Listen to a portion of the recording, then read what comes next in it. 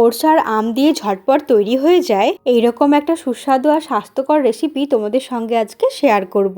এই রেসিপিটা তোমরা সকালের ব্রেকফাস্টে আবার বিকালে হালকা ফুলকা খিদে পেলেও বানিয়ে নিতে পারো। নমস্কার বন্ধুরা, আমার আরো একটা নতুন রেসিপিতে তোমাদের সবাইকে স্বাগত জানাই। এই রেসিপিটা বানানোর জন্য কড়াই গরম করে 1 কাপ পরিমাণে ওটস নাড়াচাড়া করে ভাজা ভাজা করে নিয়ে এর মধ্যে দিয়ে দিলাম 1 কাপ পরিমাণে সুজি দিয়ে ওটসের সাথে মিশিয়ে নিয়ে আরো একটু ভাজা ভাজা করে নেব। সুজি ভাজা হতে খুব বেশি সময় লাগে না, তাই প্রথমে আমরা ওটসটাকে খুব ভালো মতো ভেজে নেব, তারপর সুজিটা অ্যাড করব।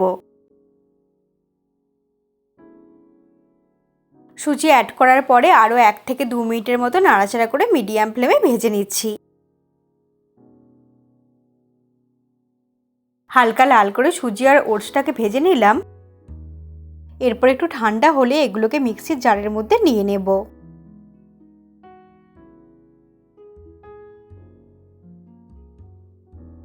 সুজি আর ওটসটা পুরোটাই জারের মধ্যে নিয়ে জারের ঢাকনাটা বন্ধ করে একদম মসৃণ করে গুঁড়ো করে নেব।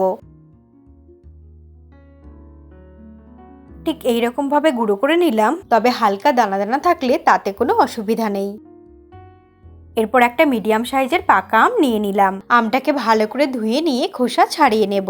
এই রেসিপিটা বানানোর জন্য আমরা একটা পাকা আম ব্যবহার করছি। এখন বাজারে প্রচুর পরিমাণে পাকা আম পাওয়া যাচ্ছে, তাই এটা আমি পাকা আম দিয়ে বানাচ্ছি। তবে এই রেসিপিটা বানানোর জন্য যে কোনো ধরনের পাকা ফল দিয়েও বানানো যাবে। আমটাকে টুকরো টুকরো করে কেটে নিয়ে গুঁড়ো করে নেওয়া সুজি আর ওটসের মধ্যে নিয়ে নেব। খুবই সুস্বাদু আর স্বাস্থ্যকর এই রেসিপিটা বানাতে সময় লাগে মাত্র কিছুক্ষণ। তোমরা যদি এটা সকালেও বানিয়ে রেখে দাও, সারাদিন একই রকম ভাবেই নরম তুলতুলে থাকবে, একদমই শক্ত হবে না। পুরো আমটাই এর মধ্যে খুব ভালো করে নিয়ে নিলাম।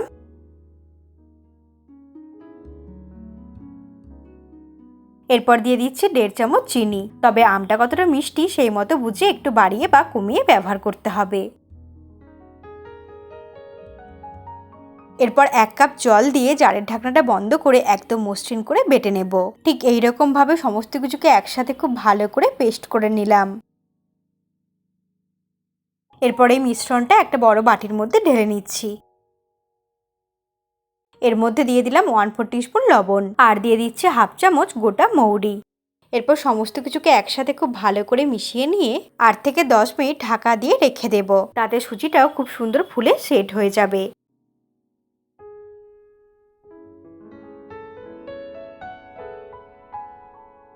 ব্যাটারটা একটু ঘন মনে হচ্ছে, তাই আরও একটু জল ব্যবহার করছি। মিশ্রণটা বাটবার সময়ে জল ব্যবহার করেছিলাম, আবার এখনো একটু জল অ্যাড করলাম। আমি যেই কাপের মাপ করে সুজি আর ওটসটা ব্যবহার করেছি, সেই কাপের মাপ করেই 1.5 কাপ জল এর মধ্যে ব্যবহার করেছি। তোমরা যেই কাপ বা বাটির মাপ করে সুজি আর ওটসটা ব্যবহার করবে, সেই কাপ বা বাটির মাপ করে জলটাও নিতে হবে। সমস্ত কিছুকে একসাথে খুব ভালো করে মিশিয়ে নিয়ে 10 মিনিট রেস্টে রেখেছিলাম। এখন এগুলোকে বানানোর জন্য একটা প্যান গরম করে নিয়ে নেব 2 চামচের মতো সাদা তেল। তেলটা ভালো মতো গরম হয়ে গেলে ওই মিশ্রণটা থেকে অল্প অল্প করে নিয়ে এইভাবে তেলের মধ্যে দিয়ে দেব।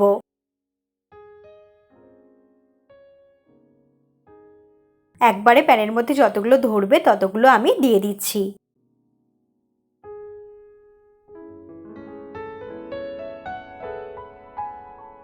এইভাবে গোল গোল করে শেপ দিয়ে তেলের মধ্যে দিয়ে দিলাম।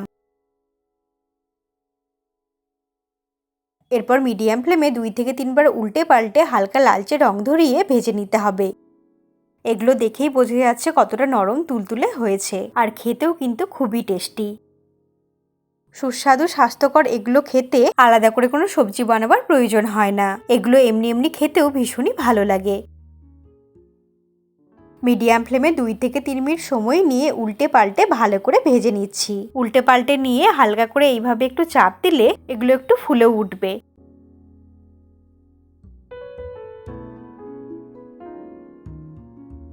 খুব সুন্দর করে হালকা লালচে রং ধরিয়ে ভেজে নিলাম। এরপর এগুলোকে তুলে একটা প্লেটের মধ্যে রেখে দেব। তারপর বাকিগুলোও একইভাবেই ভেজে নেব। এইভাবে করে তোমরাও বানিয়ে নিও। আর এগুলো কিন্তু তোমরা লাঞ্চ বক্সেও দিতে পারো, কারণ এর সঙ্গে কিছুই নেওয়ার প্রয়োজন হয় না। এগুলো এমনি এমনি খেতেই দুর্দান্ত হয়, আর পেটটাও অনেকক্ষণ ভর্তি থাকে। এই রেসিপিটা তোমাদের কেমন লাগলো অবশ্যই কমেন্ট করে জানিও। আমি আমার চ্যানেলে এইরকম সহজ সহজ রেসিপি দিয়ে থাকি। রেসিপিটা ভালো লাগলে লাইক করে দিও, আর চ্যানেলটাকে সাবস্ক্রাইব করে তোমরা আমার পাশেই থেকো। তোমরা ভালো থেকো আর সুস্থ থেকো। তোমাদের সঙ্গে আবার আমার দেখা হবে নতুন ধরনের কোনো রেসিপির সঙ্গে।